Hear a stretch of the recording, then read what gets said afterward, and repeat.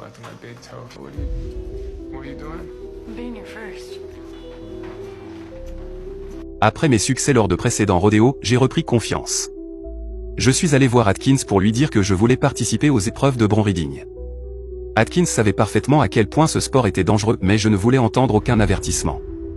Il finit par décider de rencontrer personnellement le gouverneur dans l'arène où je devais concourir et invita tous les cow-boys à l'accompagner. Quand j'appris que le chef assisterait à ma prestation, j'étais fou de joie. Dans l'arène, j'aperçus une cavalière de Barrel Racing qui me dévisageait. Nous avions à peine échangé quelques mots qu'elle se pencha et m'embrassa. Cela me troubla tellement que toute ma nervosité disparut et je devins excessivement sûr de moi. Chris comprit immédiatement mon attitude arrogante et me lança un regard inquiet. Quand la compétition battit son plein et que la foule rugissait, ce fut mon tour. Je continuai à fanfaronner et fis signe à m'y attendit que Chris me criait dessus. Mais une seconde plus tard, mon excès de confiance me coûta cher. Je fus violemment projeté par le cheval et m'écrasai au sol. Le choc fut terrifiant, je perdis immédiatement connaissance et subis de graves blessures. Quelques jours plus tard, je me réveillai enfin à l'hôpital. Atkins était assis près de mon lit en train de lire le journal.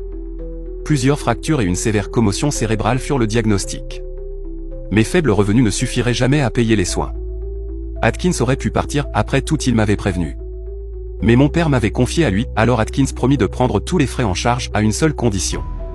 Je devais jurer de ne plus jamais participer à un rodéo. Il me lança un lasso puis s'en alla. On aurait dit que, jusqu'au bout, il se souciait réellement de moi.